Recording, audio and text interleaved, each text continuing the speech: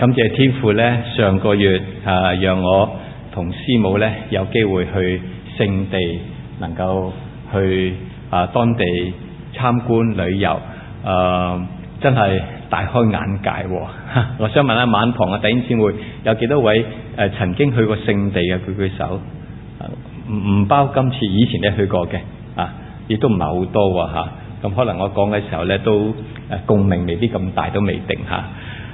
今次去聖地呢，有另外一個好深刻嘅印象，就係上帝應許俾以色列嘅嗰個嘅迦南地，即係以色列人居住嘅地方啦，係咪咁佢同隔離呢嗰個約旦河旁邊嗰個約旦地呢，係差天共地嘅喎。即係話呢，我嘅印象當中，當我哋去到約旦嗰邊嘅時候呢，嗰度冇錯呢，而家已經係約旦嘅國家啦，係咪嚇？但以前呢，就係亞捫啦、摩押啦、以東嘅地方，呢啲國家嘅名大家有冇聽過咁呢，我就發現得到呢，兩個地方中間係一條約旦河，同埋將佢分隔開。咁其實呢，係好多年之前呢，即係仲未有好強烈嘅地震之前呢，其實呢，呢兩個地方呢，都係同一塊土地嚟嘅。不過地震之後呢，咁將呢塊土地呢，就變為咩兩笪嘅地方，中間就用約旦河，即係加利利海啦、約旦河啦同埋死海呢，就將兩塊地就好似分開咗。但係原先呢，都係同一塊地嘅。其實呢，呢兩個地方呢，真係令我哋好詫異㗎。點解呢？因為我哋呢去到呢個以色列地，見到一啲嘅生果啊，見到啲植物啊，見到啲蔬菜呢，就發覺呢，原來佢出產嘅呢啲農作物呢，就比隔離嗰塊地，即係約旦地呢出產嗰啲嘅農作物呢，係茂盛好多嘅，係豐盛好多嘅，係大粒好多嘅。啲生果呢都零零舍舍呢，係好唔單止外觀係好靚，而且咩而且好多水分。咁調轉頭呢，我哋喺約旦地呢，喺嗰度遊覽嘅時候呢，想買啲生果食啦，你明唔明先？但一睇呢，就買唔落手喎。點解呢？因為啲生果呢，又巢皮啦，又奀啦，又細粒啦，望落去呢，就真係好似唔知好似賣唔去嗰啲籮底嗰啲咁啊！你明唔明先？咁所以呢，想買嘅時候呢，都忍手都買唔落手啦。咁我就喺處諗緊，點解兩個嘅地方同一塊嘅地土，但係後來呢，竟然呢，呢兩個國家嘅地方出產嘅東西呢，係差天共地呢？有陣時真係唔知道點樣去解釋。我諗當然有好多人日後科學家有解釋啦。不過我相信，如果從聖經嘅角度去解釋呢，上帝真係零零舍舍呢，係對呢個迦南地呢個應許地係一個好特別嘅咩一個恩典，一個祝福。所以呢，當頭先讀到呢段經文嘅時候，大家就發覺得到呢，原來呢嗰啲以色列人出咗曠野之後，就快要入去上帝俾佢嘅應許地，但竟然間有咩大喊喎，係咪？我個心諗如果你真係呢睇清楚啲，好似即係好似我哋而家咁睇清楚啦哇！原來呢入到去呢個迦南地呢，係流奶與蜜之地。咁流奶呢嘅意思係話呢，嗰邊嘅地方嗰啲嘅畜牧業呢，係非常非常之嘅茂盛嘅，即係你差唔多養乜就咩就生乜仲生成10幾20隻，你明唔明我意思？總之個畜牧業呢係好茂盛嘅。咁種出嚟嘅農作物呢，亦都咩亦都係非常非常之嘅豐收嘅。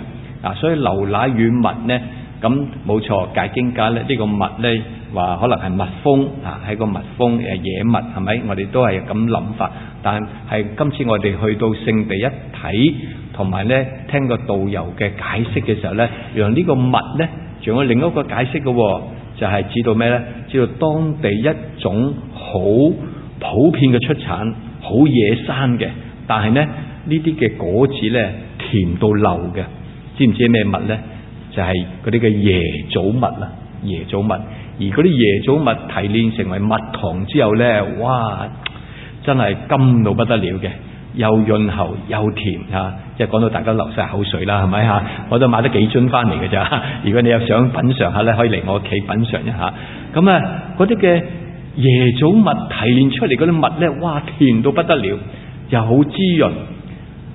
流奶與蜜，原來另一個蜜嘅意思呢，就係話呢，佢哋啲農作物啊，出產嗰啲農作物呢，可以講係呢，係好似好粗生嘅，你係咁以抌啲種子落去呢，就生到啪啪聲嘅，而且好茂盛嘅，土地好肥沃嘅，個出嚟嗰啲嘅土產呢，係令你呢係好流晒口水嘅。弟兄姊妹們，你諗下一塊咁靚嘅流奶與蜜之地，你話有機會入去，係咪真係恨之乜嘢啊？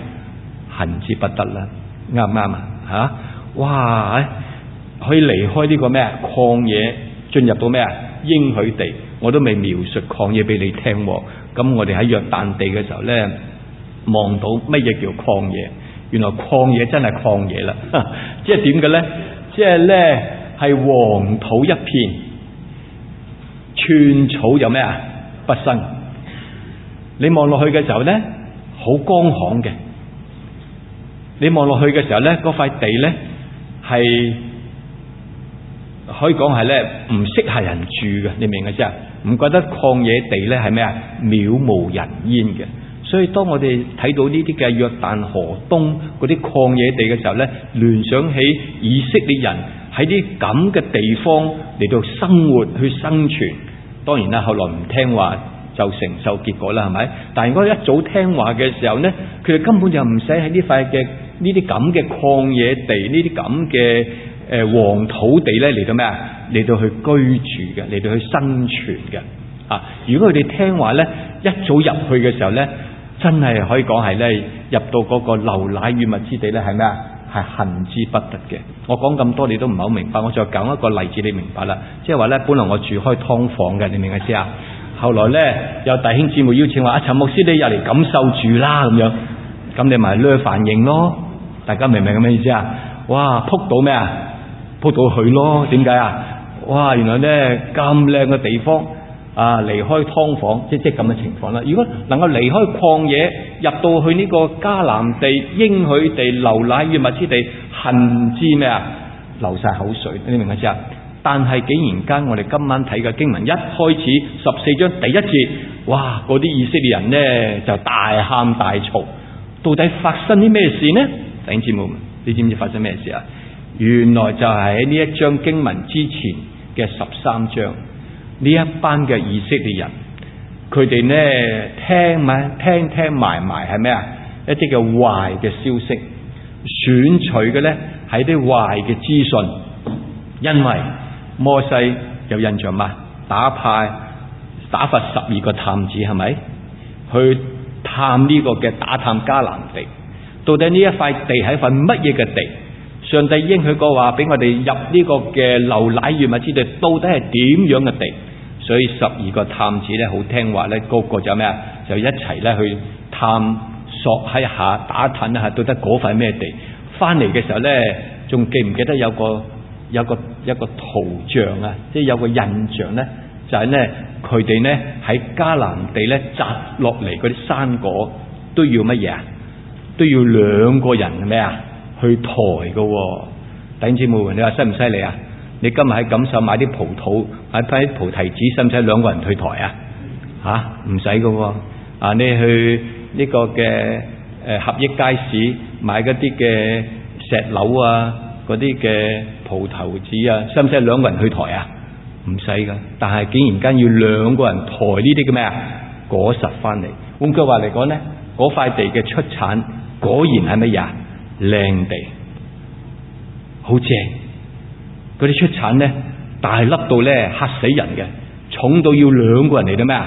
抬佢翻嚟嘅。弟兄姊妹們，有證據有證物，而12個人翻嚟嘅時候，亦都有2個人報一個好消息，係咪？哇！呢個地正啊，即刻就咩啊？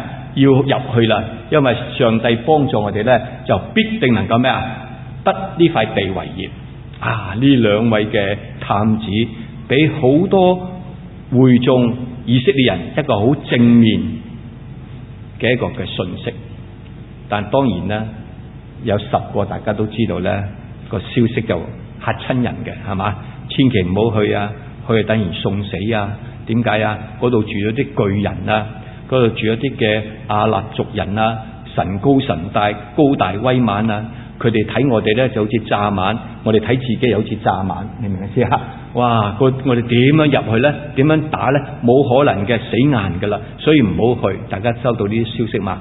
嗱，弟兄姊妹們，如果你有呢個背景，你而家開始明白點解14章第1節嗰班以色列人係咩啊？大喊大嘈大發怨言，係咪？而且係咩呢？而且仲要呢責罵佢哋嘅領袖，仲要呢另起爐灶，要反叛，要另立領袖，帶翻佢哋呢入翻去乜嘢啊？埃及地。正話嘅經文係咪記載得好清楚啊？嗱，弟兄姊妹們啊，當我讀到呢段聖經嘅時候，內心好感嘆，點解以色列人會有咁嘅反應嘅呢？而呢啲嘅反應呢，係令到唔單止摩西亞倫，令到嗰2個嘅探子，亦都喺嗰一刻嘅裏邊呢，都唔知點樣應付呢個場面。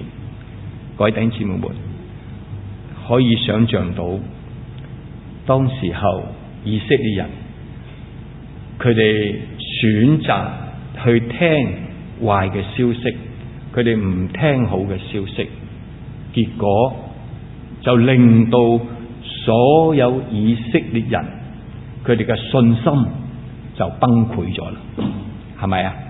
信心一崩潰嘅時候，好得人驚。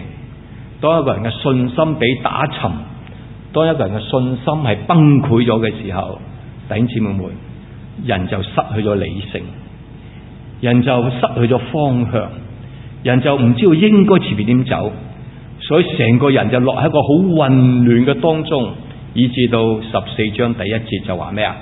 大喊大嘈大發怨言。各位弟兄姊妹們睇到嘛？呢一個嘅情景係令到人係非常非常之失望嘅。今晚黑我哋不妨用啲時間去揣摩一下，探測一下，點解以色列人會落喺一個咁樣嘅田地呢？點解佢哋嘅信心會崩潰咗嘅？我相信至低限度有3個原因。呢3個原因亦都今晚黑牧師想同大家分享嘅，就係呢：要引以為鑑嘅3樣嘅事情。第一就係以色列人將上帝所行嘅神蹟當為等閒嘅事情。聽得明白嗎？原來以色列人由喺埃及到離開埃及，佢哋見到嘅神蹟多唔多啊？好多，真係好多。弟兄姊妹們，就算唔離開埃及，住喺埃及都已經見到幾多個神蹟啊？見到10災啊！你有冇聽過10災啊？係咪？親眼目睹10災點樣發生喺埃及嘅境地，係咪？仲有啊，當法老唔願意俾佢哋走嘅時候，而家又肯俾佢哋走，呢個係咪係一個神蹟啊？仲有啊，當佢哋一路行行到離開埃及向前行嘅時候，前無去路，遇到乜嘢啊？紅海，上帝就施行神蹟，讓紅海裂開，叫以色列人行乾地經過呢個紅海。呢個係一個頂大嘅咩啊？一個神蹟嚟噶。有啲似我哋今時今日呢，你忽然之間聽到有海嘯啊！大家聽過海嘯啊？海嘯要嚟嘅時候，311，當海嘯要嚟嘅之前，原來呢個海洋啲水可以能夠咩啊？扯走晒佢，變成一個咩啊？變成一個乾地行過去。弟兄姊妹們，上帝行咗神蹟俾佢哋睇。仲有過咗紅海之後，上帝有冇行神蹟啊？上帝一樣行神蹟。仲記唔記得上帝話呢個會幕嘅頂上邊呢，原來係有一大片嘅雲彩喺當中。上帝話呢啲嘅雲彩幾時停喺會幕嘅上邊，你哋就唔好行。呢啲雲彩幾時由會幕向上升嘅時候，你哋就可以咩啊？就可以行。記得嘛？行嘅時候，日頭你驚失方向咩？唔緊要，你望住啲雲柱去行。夜晚行嘅時候，你驚迷失啊嘛？唔緊要，你睇住嗰啲咩啊？火柱去行。有冇印象？弟兄姊妹們，上帝用火柱、雲柱、雲彩帶領佢哋行呢個嘅曠野嘅道路，打算帶佢哋入去呢個迦南地。弟兄姊妹們，呢啲係咪神蹟嚟噶？仲有啊，呢一班嘅以色列人肚餓冇嘢食嘅時候，仲記唔記得上帝俾佢哋食乜嘢啊？食嗎哪。哎呀，真係好啦，有嘢食，但係最弊餐餐都係咩啊？餐餐都係嗎哪，餐餐都係食嗰啲菇類嘅嗰啲嘅植物，你明唔明啫？嗰啲蔬菜，咁啊食得多又發怨言咯，結果就咩啊？上帝話好啦，咁又行一個神蹟，既然唔食嗎哪就食乜嘢啊？食鵪鶉。200萬人食鵪鶉都幾犀利嘅，你明唔明先啊？弟兄姊妹們啊，唔好話200萬人，我哋200人食盤菜都幾係嘢啦。你有冇留意得到？上帝一樣供應俾佢哋，上帝嘅神蹟奇事一樣嘅施行出嚟，但係好可惜，以色列人睇到、經歷到，但係唔當作係一回乜嘢大不了嘅事情。各位弟兄姊妹們，真係好可惜嘅。唔知道你有冇咁樣嘅感受得到？原來上帝行神蹟喺我哋嘅眼前嘅時候，行奇事嘅時候，竟然間我哋覺得係乜嘢啊？好似循例嘅公事咁樣。你明我意思嘛？原來完全冇一啲嘅感恩嘅心。如果能夠見到呢啲神蹟奇事，能夠令到內心衍生嗰啲嘅感恩感激嘅情懷呢，咁就好唔同。大家有冇留意到啊？即係話俾上帝聽，上帝啊，我唔配擁有嘅，家下你啲咩啊？你俾咗我，係咪？上帝啊，我原本係咩啊？一無所有嘅，但係你竟然俾我咩啊？有鵪鶉食，係嘛？有嗎哪食。上帝啊，我根本係冇可能去咧得到你咁多嘅祝福嘅恩典嘅，但係你竟然間俾我咩啊？咁多嘅祝福，咁多嘅恩典。所以弟兄姊妹們，需唔需要感恩啊？真係需要感恩，但係好可惜，以色列人冇個感恩嘅心。呢個係一個最大嘅因素，令到佢哋面對抉擇嘅時候，面對危險關頭嘅時候，佢哋嘅信心就咩啊？就失去咗。所以弟兄姊妹們，呢個嘅感恩係非常之嘅重要嘅。唔怪得保羅喺帖撒羅尼迦前書第5章17節點講啊？佢話要常常禱告不住嘅，要常常喜樂不住嘅禱告，凡事係乜嘢啊？凡事謝恩，係好重要。好，我再睇第二個嘅引以為鑑嘅事情係咩？就係佢哋沒有欣賞神奇妙嘅作為，即係佢哋冇去欣賞上帝喺佢哋嘅身上帶俾佢哋嘅好奇妙嘅作為。剛才我已經講過啦，上帝喺以色列人當中行咗咁多嘅神蹟奇事呢，真係可以講全世界咁多個民族嘅裏邊，唯一一個民族可以目睹上帝嚟到做咁多嘅神蹟，施行咁多嘅奇事喺佢哋嘅眼前，大家認唔認同啊？但係好可惜，佢哋見到上帝嘅作為嘅時候，冇一種咩啊欣賞嘅態度，冇種欣賞上帝、讚嘆上帝嗰個作為係幾咁嘅奇妙。嗱，如果一個人懂得如果一個人咧懂得去欣賞、去讚嘆，譬如好似舉個例嚟講啊，懂得欣賞爸爸媽媽為你悉心去安排嘅一啲嘅計劃，話做仔女嘅應該要咩啊？要好識得嚟到咩啊？去感謝啦，係咪吓？但係好多時好可惜啦，後生仔女咧唔識得咁做噶，係咪？爸爸媽媽咧好有心血，好悉心做好多嘅安排，好多個計劃啊，俾啲仔女，但係可能啲仔女一啲都唔欣賞都未定，會唔會啊？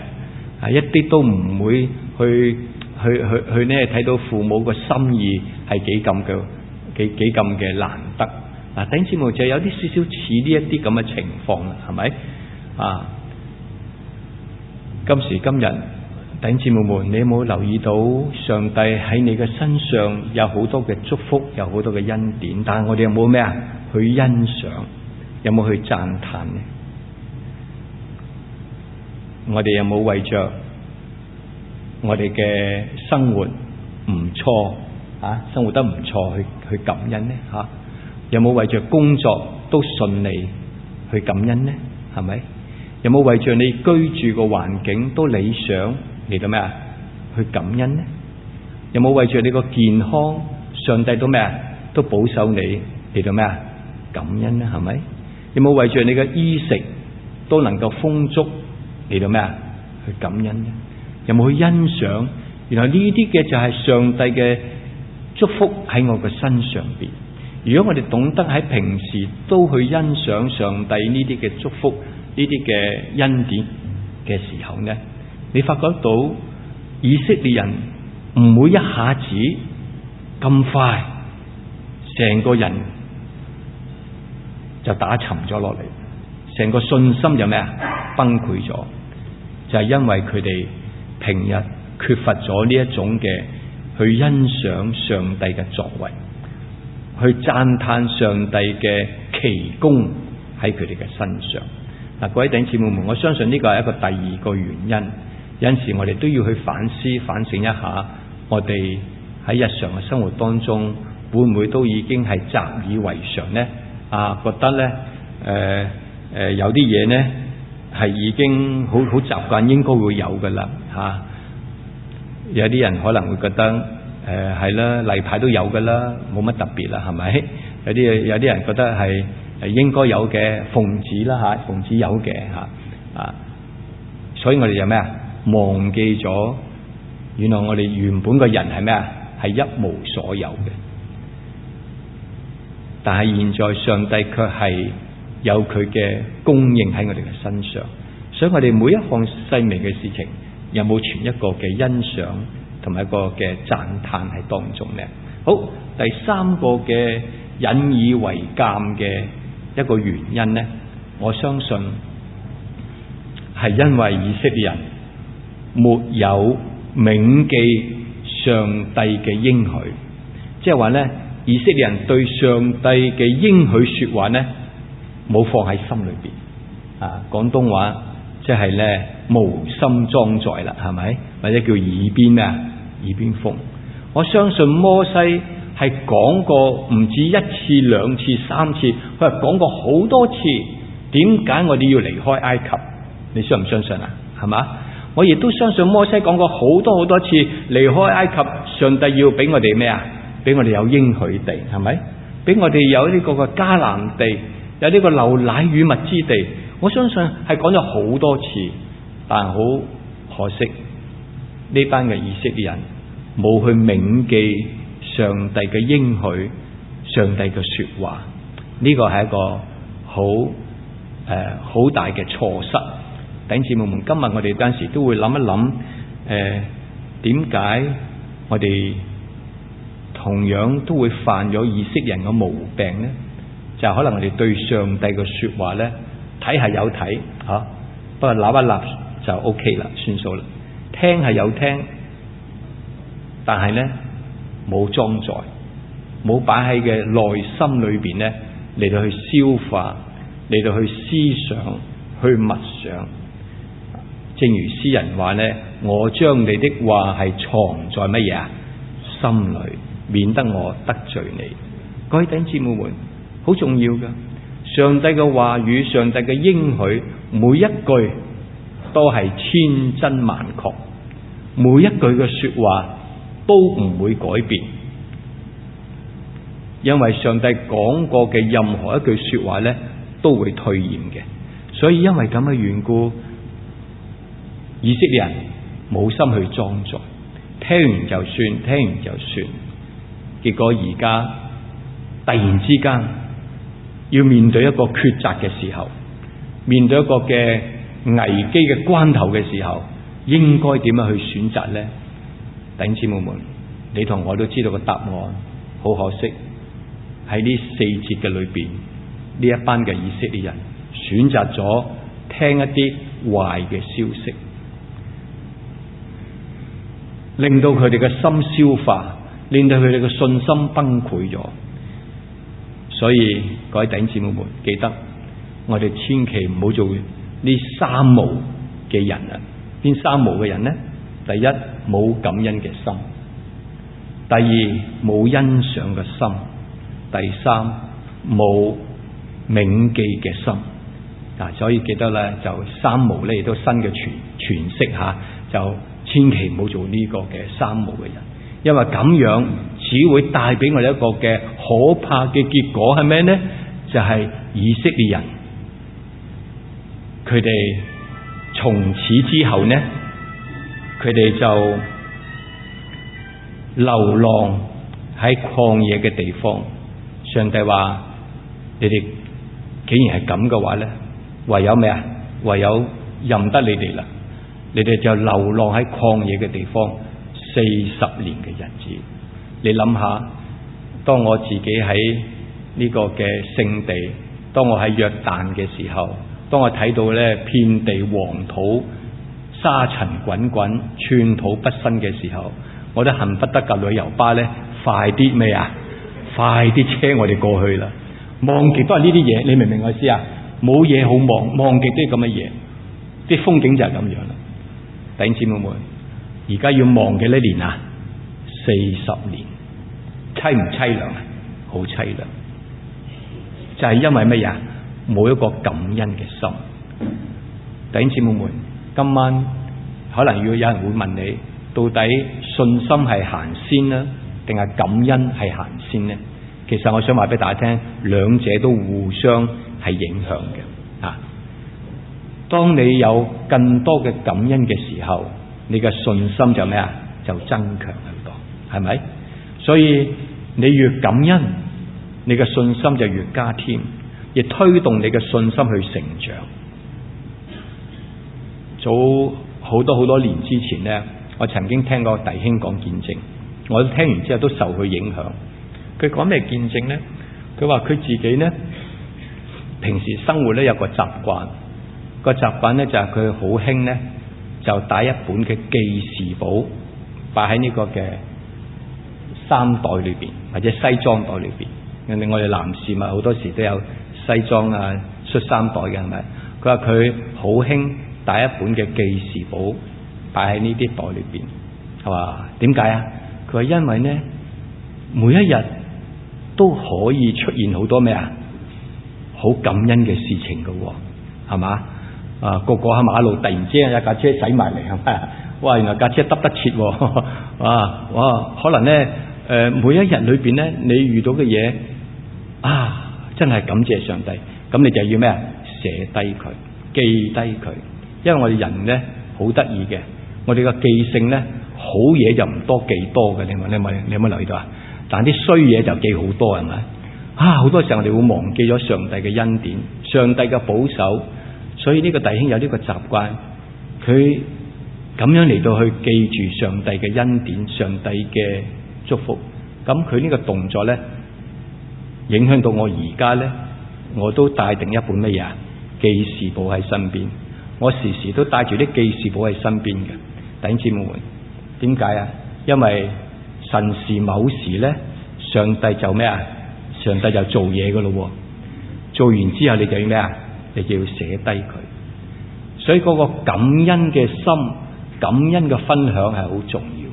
如果你能夠常常記住上帝嘅恩典嘅時候，我相信你面對任何嘅考驗、危機嘅關頭，你都唔會失敗，因為你知道上帝係咩啊？